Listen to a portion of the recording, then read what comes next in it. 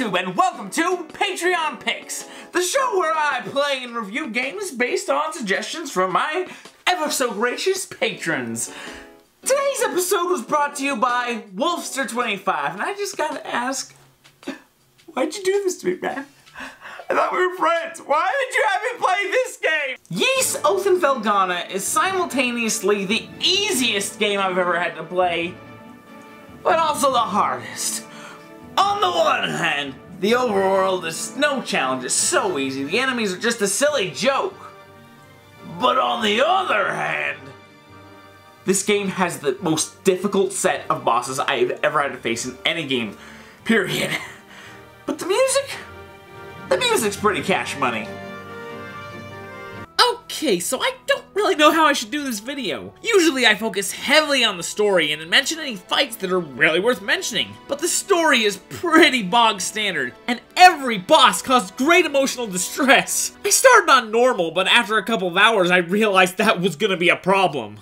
So is easy mode. Heck, I even dropped to very easy at one point and still got violated without my consent. But for now, normal. I didn't read up on the rich lore of the Ys series, but I know there are other games where you apparently play as Adol. And that's how it is here.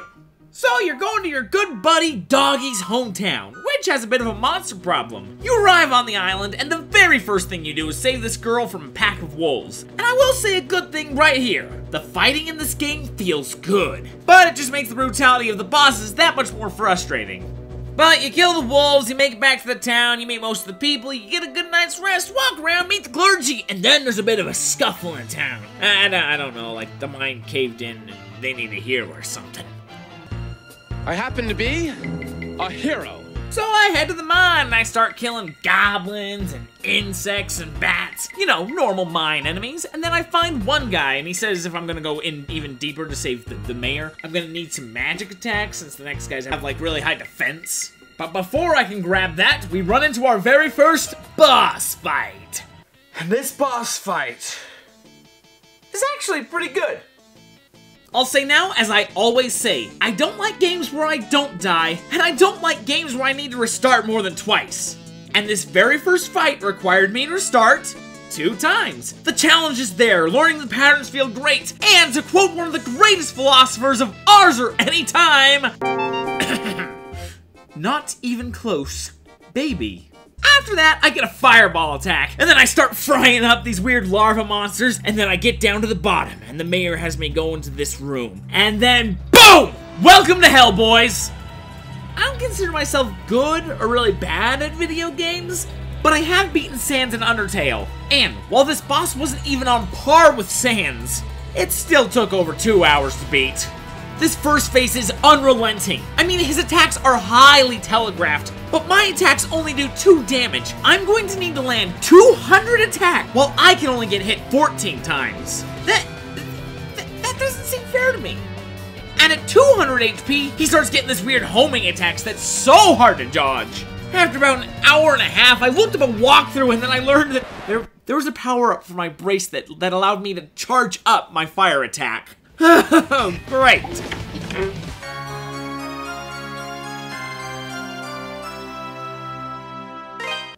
Hold on for a second. Am I the only person who thinks that the item find sound from the Ys series sounds identical to the item find sound in Metroid?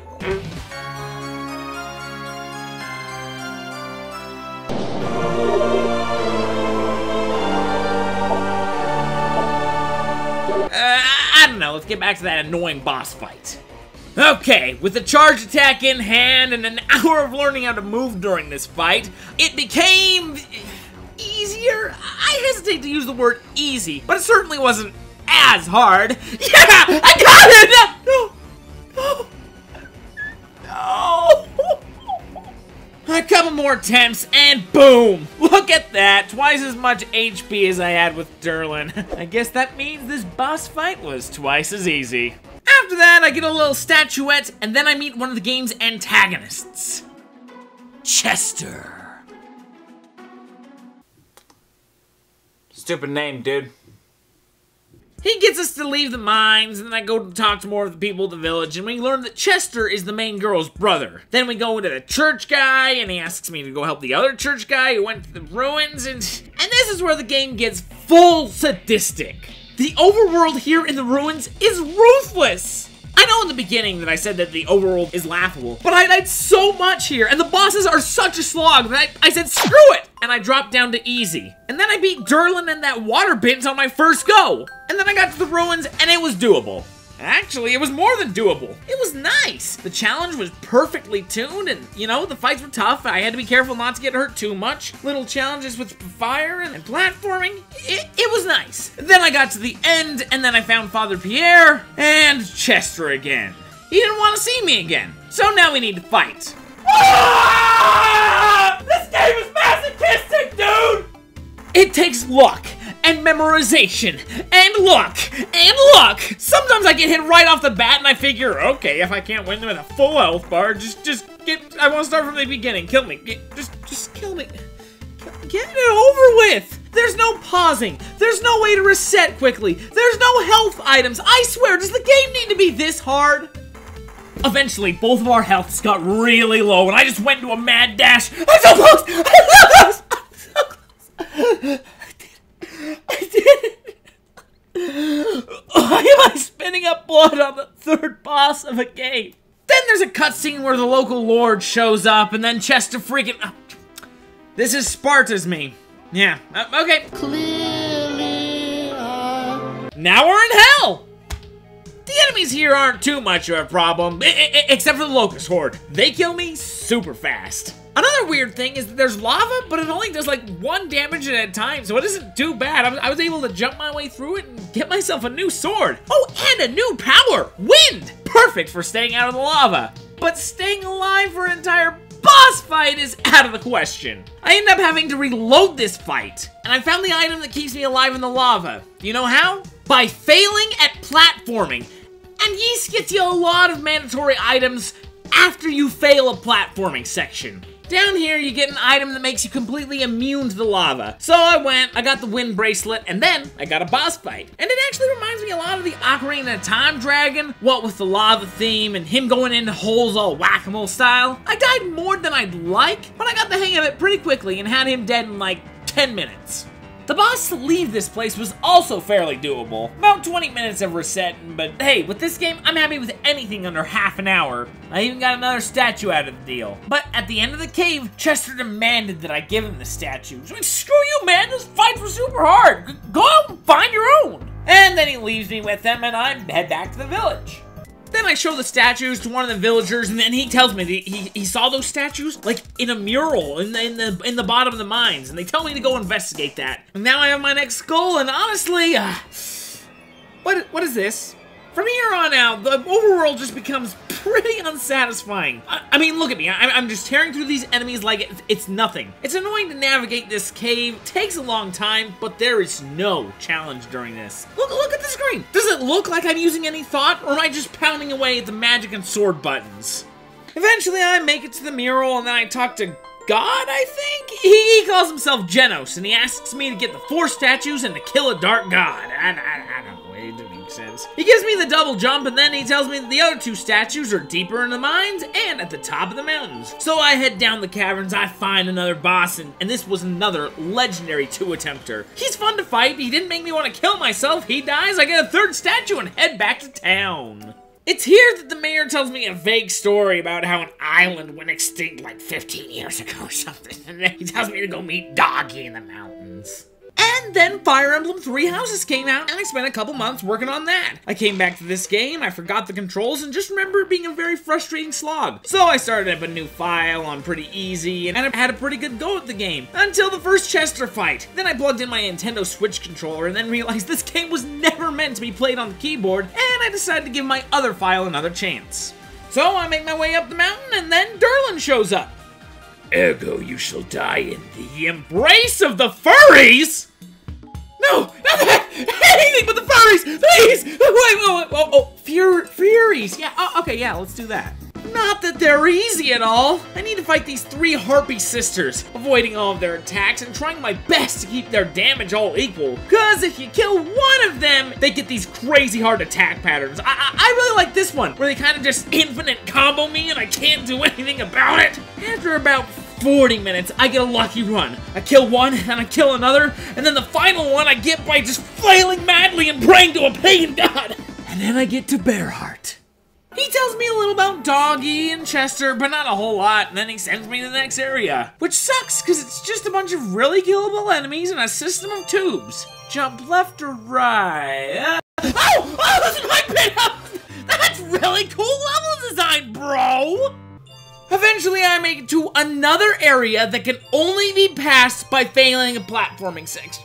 I think I hate whoever made this game. But eventually I make it to this cliff and meet up with Doggy. He says that we need to get over the gap, but he can't do it since he doesn't have wind magic. But once I fly across, he tosses me the Earth Bracelet, which is very important for the next boss. Another tough one, the Ice Dragon. I thought I could beat him using the wind magic because he can't really touch me and I would just slice some of his head. But after he goes to his second phase of attacks, it stops working as well and ice really hurts me and I lose. Apparently, you use the Earth Bracelet. And you do this and you punch off his balance and then you slice up his head and it's actually pretty easy to get him into like an infinite combo for the first 2 phases. But when he goes to the 3rd phase, it's a bit of a problem. Oh, he just flew away. So oh, here he goes! Oh, what? Whoa, whoa, whoa, you dropped me! Where am I? What? Magic! Save me, magic! What is this? You know what? I'm sure on some planet, what you just did is considered fair. But you overlooked one tiny little detail. We're on Earth! Eventually, I get on a good run. I avoid his BS attack, I knock him off balance, and I chop his head into tiny little pieces. Afterwards, I get the last statue, but I'm trapped in this room. Fortunately for me, Doggy knows how to. Welcome. He gets me out of there, and then we get out of the cave, and then it's Chester. He explains that the island extinction a few years ago was actually a genocide on his home. It was ordered by Count Maguire, and he wants to use the statue so he can exact a horrible revenge upon him. We tell him, oh no, Chester, that's bad, don't do that. And then he stabs Doggy and tells me to give him the statues. So I give him the statues and I get Doggy to the freaking cabin so that he can be saved. Then I head back to the main town where it's being attacked by some zombies and I fend them off and then I tell them, oh, I'm gonna go to the castle, what's up, Chester? This was another weird difficulty spike for me, which I kinda like. I kept dying to these guys, and I didn't like when I lost a lot of progress, but it was fine, I guess. The denizens of the castle have become zombies, and they do a lot of damage, but they are extremely killable, especially if they're just left to their own devices. He killed himself, dude! The only truly annoying thing about this area is how much damage these spikes do. My HP is, like, gone. Whatever, we only have, like, 2 bosses here. First one was Fire Dog, which frankly is super easy. It's 2 or 3 restarts max. Cool beans. The Death Falcon, on the other hand, I hate him. He was crazy. I died for like 40 minutes, took a break, came back to the game, realized I could buy better gear, did that, upgraded it, and then he was like only normal hard. It has a lot to do with dodging his attacks, changing your bracelet to match his color, and then getting lucky. Eventually I did. And then for one of the most annoying platforming sections of all time. Look at this area, just randomly, the ground falls out. It's hard, it's annoying, it took so many tries. Eventually I learned that there is a pattern that you can kind of see where you want to go, but man, I hated this. It's just such nonsense. After that, I go through some admittedly fun platforming and get all the statues back. Whatever, I find Chester again, who's about to kill the Count, but first he turns his blade on me. And this was the easiest fight in the game. Usually my first run to fight, I usually just rapidly attack to see what happens, what works, what doesn't work, what kind of attacks the foe will have so I can dodge them in the next fight. But in this one, Chester does so little damage to me that mad flailing killed him faster than he was able to kill me. But no matter, after the fight he still decides he's gonna kill Count Maguire, who says he was only following orders! Yes, it was me, priest guy! Excuse me, but who the frick are you? Okay, so now he's the big bad. He takes absolutely 0 damage. He does, like, over 50. This was a scripted loss. They kidnap Elena. We go back to the town. Chester is a good guy, so he gives me a sacred sword that can actually hurt the boss. And now we head off to the island. This next boss was the hardest one. This is Durlin. I fought him for like 50 minutes and I just couldn't do anything. Dodging his attacks is not reliable and the window to attack him is just so small. After I took a break, I looked up how other people fought him. This person is playing on a higher difficulty and their strategy is just get hit. How are they doing so much damage? I can only do 80. Whatever, I switched to the fire attack and tried again, and I went for over an hour. I had some close calls, but nothing worked. I went for so long that I stopped being frantic, and I just became analytical. I did the math. Okay, so I can get hit 27 times, and I only need to hit him 50 times. I should be able to do this. And after an hour straight of dying, something amazing happened.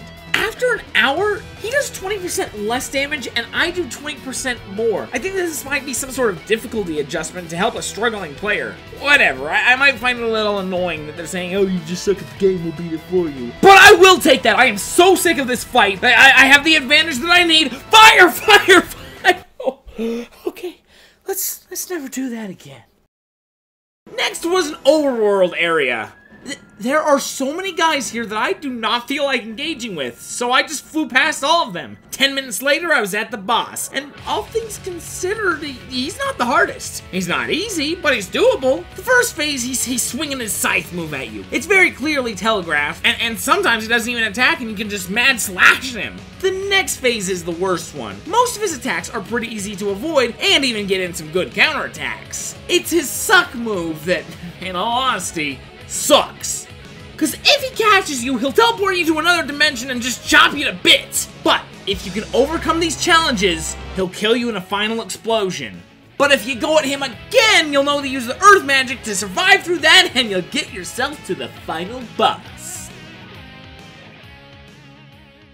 But before this, I went and grinded for an hour because there's a revival item. I didn't know about this. So I went and I did the easy money trick for a ton of money, and I was able to buy some health potions too. I got enough Ravel to fully upgrade my gear. And then the final boss was an absolute joke. Super easy with my tons of health. I didn't even need to learn his patterns. The only hard part is when you need to play tennis with him at the end, and then there's the black holes that'll suck you away and teleport you, and he lays the beat down, but since I have the revival necklace, it's not enough to kill me, and I was able to win the tennis match, and hallelujah!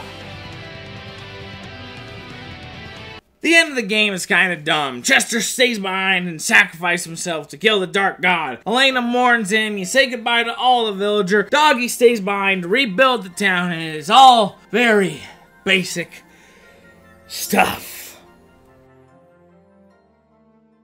Ys, Oath, and Felghana does not feel balanced. I mean, some of the bosses were absolutely perfect. Some of the bosses, when I died, they filled me with a sense of pride. Some of the bosses, when they've died, all I said, finally, he's dead, now we can move on with the game. And now I can move on with the game. Now it's time to look at the next pick for my generous patrons. Okay, so the next pick will not actually be from the Suicide Squad bucket. Because of the generous patrons, I was finally able to get a real, actual bingo drum. You have no clue how much I've wanted one of these. So let's go ahead and add the picks from the last 2 years.